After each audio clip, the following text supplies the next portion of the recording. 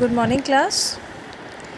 In today's session, we'll start with accounting ratios, which is chapter number 4. So we'll first cover a little bit theory, which is required to cover the practicals. Meaning of ratio and accounting ratio. Ratio जो है वो एक technique है of financial statement analysis and ratio is arithmetical expression of relationship between two interdependent or related items, and when we calculate this ratio on accounting information it becomes accounting ratios.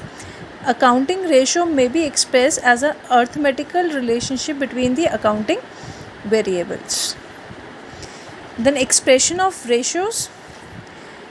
Accounting ratio may be expressed in these 4 types. First is pure ratio. In this form, the relationship between two items is expressed in ratio, and इसका जो answer आएगा वो 2:2 में आएगा. So it may be expressed as 2:1 pure ratios.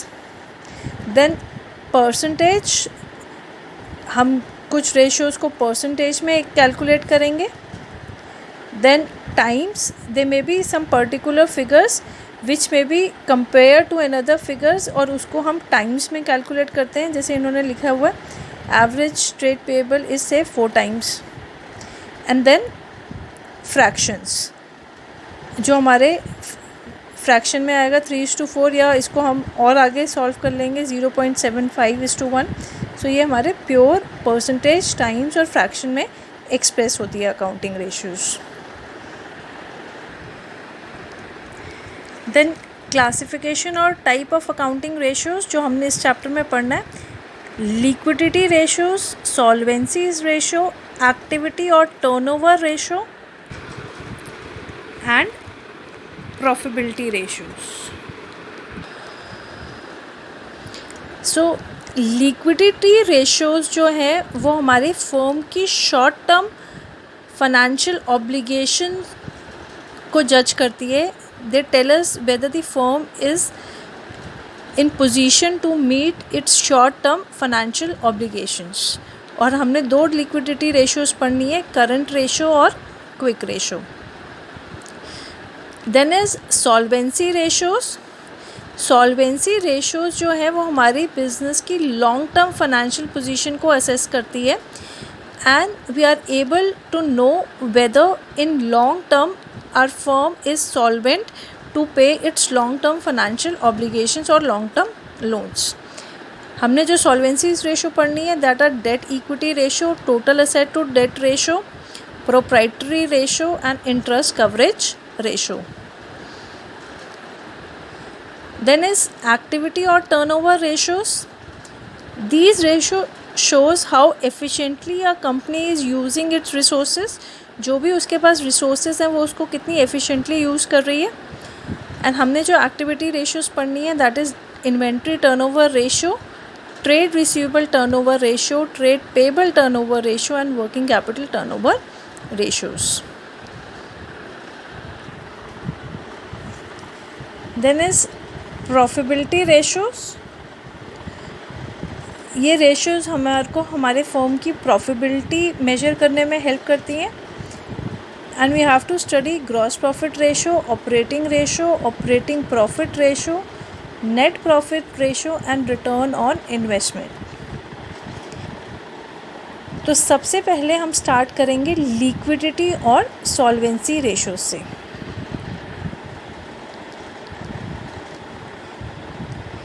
Liquidity ratio refers the firm ability to meet its current obligation, that is short term liabilities.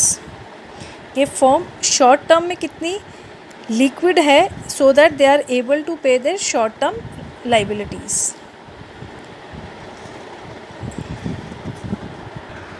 And commonly used liquidity ratios are current ratio and liquid ratio और quick ratio और acid test ratio. Generally जो बच्चे हैं इन दोनों के नाम में confuse हो जाते हैं. दीज आर लिक्विडिटी रेशोज़ और उसके अंदर आता है liquid ratio. So will study about current ratio and liquid ratio, जिसको हम एसिड टेस्ट रेशो और क्विक रेशो भी कहते हैं.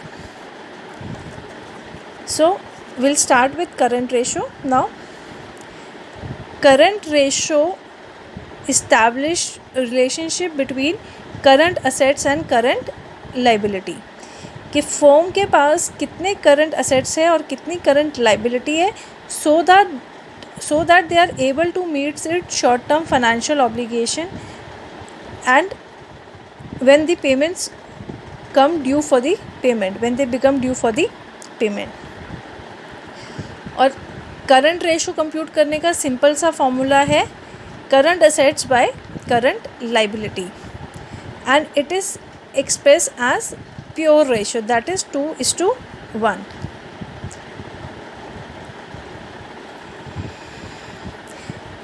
Then it should be noted that current ratio is computed at a particular date and not for a particular period. Why? Because हम current assets ले रहे हैं और current liabilities ले रहे हैं, which is a balance sheet item, और balance sheet जो है वो particular date की होती है, not for the period. Then we have a definition of current assets जो हमें लेना है while calculating the ratios. Current assets are the assets that are either in form of cash and cash equivalent or can be converted into cash and cash equivalent within 12 months from the date of balance sheet or within the period of operating cycle. And then we need to include current investment, short term investment और marketable securities. Inventories आगे लिखा है exclude loose tools and stores and spares. ये याद रखने वाली बात है बच्चों कि जब हम inventories ले रहे हैं तो हमें loose tools and store and spares को include नहीं करना. क्यों नहीं करना? Because they are not meant to be converted into cash. तो जब हम current ratio calculate कर रहे हैं, हम अपनी short term solvency judge कर रहे हैं, तो ये तो हम कन्वर्ट करेंगे ही नहीं कैश में, तो they will not help in short term solvency. Then trade receivable which includes bill receivable and sundry debtors less provision for doubtful debts. ये भी याद रखना है कि इसमें प्रोविजन लेस होता है. We take it on net debtors जब भी हम रेशो कंप्यूट कर रहे हैं, बिकॉज जो प्रोविज़न है वो भी कैश में कन्वर्ट नहीं होगा, तो वो हमारी सॉल्वेंसी पोजीशन को इफ़ेक्ट नहीं करेगा. Then cash and cash equivalent, which include cash in hand, cash at bank, check, drafts in hand, etc. Short-term loan and advances and other prepaid and other current assets. Other current assets हमने different types के पढ़े हैं, but for practical purpose they are restricted to prepaid expenses and interest receivable. There is a CBSE circular जिसके बारे में लिखा गया है other current asset except prepaid expenses, accrued income, advance tax are not to be evaluated. That means ये question में आ सकते हैं, प्रीपेड एक्सपेंस आ सकता है, accrued income आ सकता है, एडवांस टैक्स आ सकता है. इसके अलावा कोई भी आइटम अदर करंट असेट्स की आपकी प्रैक्टिकल में नहीं आएगी. Therefore, the formula, illustration and question do not include other current assets other than prepaid, accrued and advance tax. Then current liabilities. Current liabilities are liabilities repayable within 12 months from the date of balance sheet or within the period of operating cycle. It includes short term borrowings, trade payable, other current liabilities. Other current liabilities में क्या आता है हमारा current maturity of long term debt, interest accrued but not due on borrowings, interest accrued and due on borrowings, outstanding expenses, unclaimed dividend call in advance, etc. and short term provisions. तो ये item हमने current liabilities में include करनी है. Then ideal ratio. Current ratio differ from industry to industry depending upon the risk involve. Usually generally accepted standard for current ratio is 2:1, which is a idle ratio. That means current assets should be twice the current liabilities. And if the current ratio is more than 2, it means the firm is adequately liquid. उसके पास liquidity है to meet its current obligation. But if the current ratio is less than 2, it means firm may be facing difficulty in meeting its current obligation. But a very high current ratio is also not healthy sign. Although a high current ratio means better liquidity position, but a very high current ratio means poor operational efficiency. Why? The reason could be the stock may be increasing due to poor sales. आपके inventories current assets का part है, हो सकता है आपकी inventories hold हो रही हो because the sale is zero और very poor. Large amount is invested in trade receivable due to poor collection और extended credit period. That could be a reason कि आप अपने जो ट्रेड रिसीवेबल है उससे कलेक्शन नहीं कर पा रहे और ट्रेड रिसीवेबल का बहुत सारा अमाउंट रिफ्लेक्ट कर रहा है करंट असेट्स में, इसलिए रेशो हाई कर गई है. और cash and bank balance are lying idle because of the poor cash management. तो अगर बहुत ज़्यादा हाई रेशो है then also it is not a healthy sign for the organisation. Then if the low current ratio is there, that means there may be a inadequate investment in current asset which may result in low liquidity and may threaten the solvency of the enterprise. So it could also means कि firm is not in a position to pay its short term obligations. So current ratio should be reasonable. It should neither be too high nor too low. Then objective and significance of the ratio is given. The objective of calculating current ratio is to assess the ability of the enterprise to meet its short-term financial obligation, and it is on a date on which the ratio is computed. It shows the number of times current assets are of current liability. जैसे हमारी ratio अगर 2:1 आ रही है, which means we have twice the current assets than as compared to current liabilities.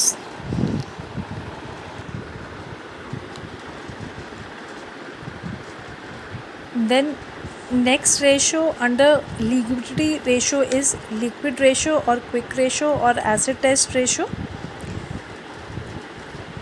This liquidity ratio measures the ability of the enterprise to meet its short term financial obligations.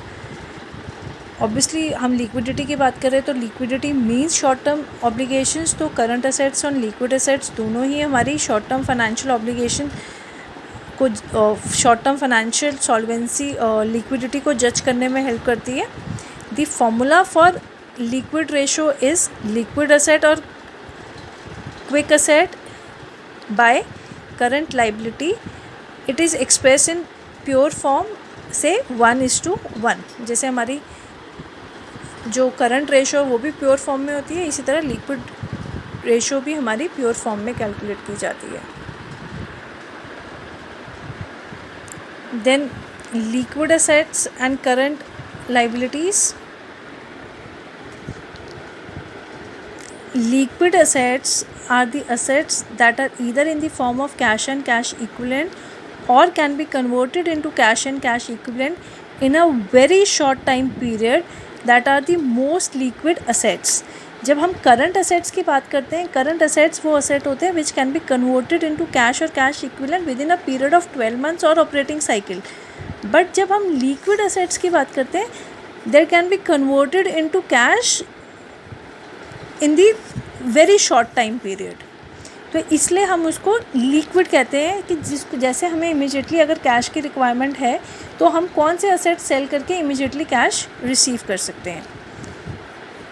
It includes current investment, short term investment and marketable securities, trade receivables which include bill receivable and debtors, less provision for doubtful dates.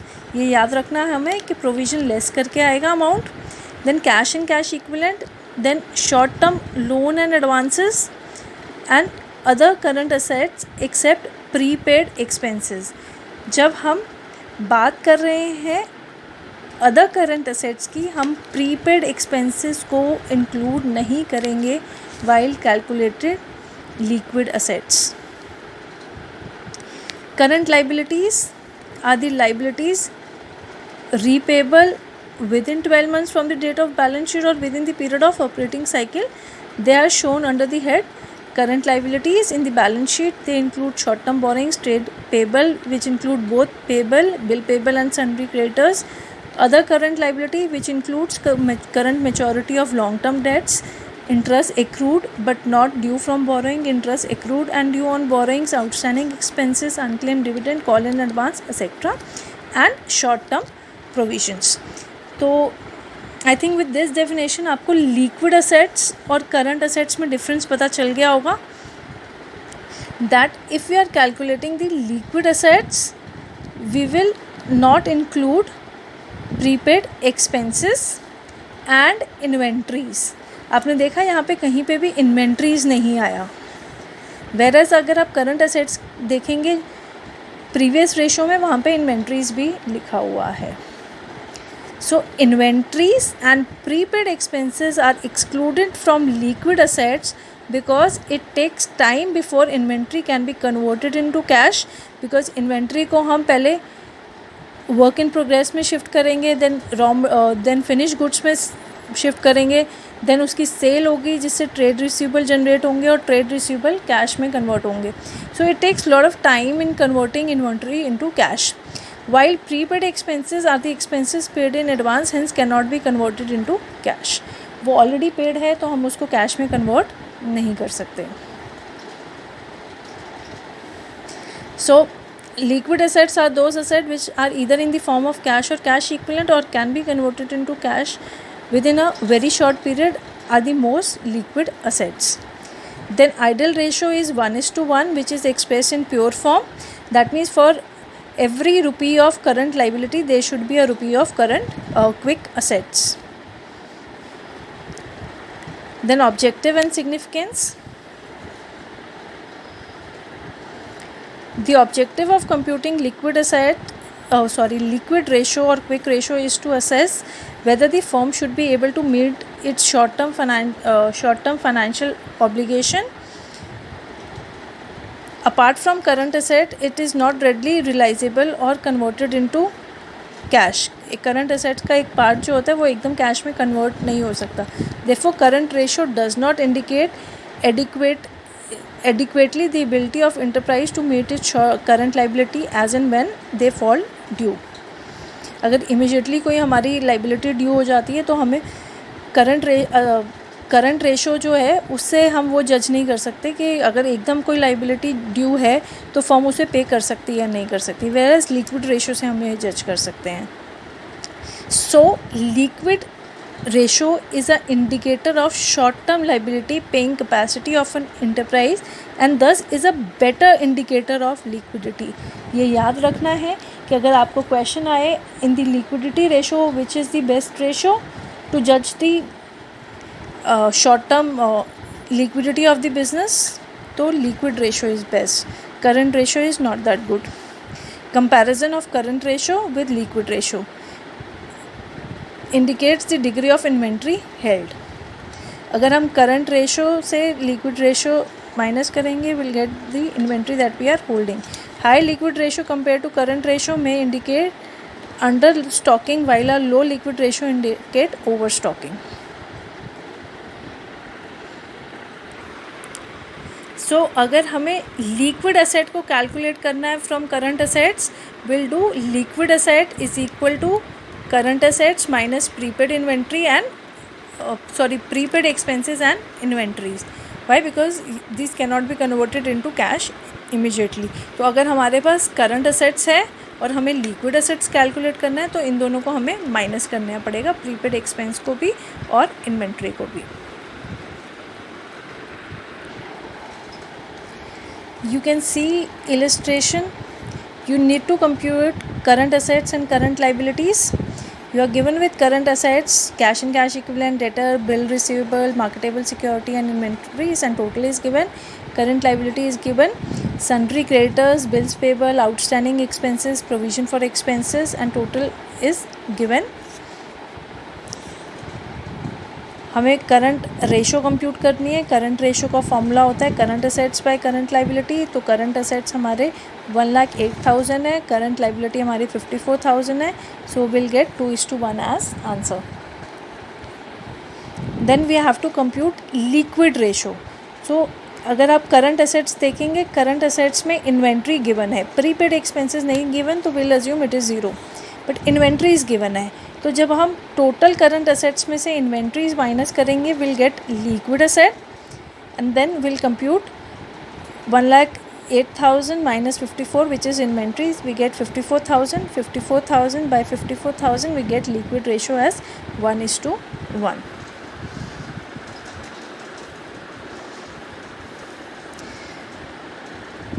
तो इस session में हमने अपनी liquidity ratio की theory cover की, जिसमें हमने current ratio and liquid ratio cover किया. नेक्स्ट सेशन में हम इनके प्रैक्टिकल्स स्टार्ट करेंगे. Thank you.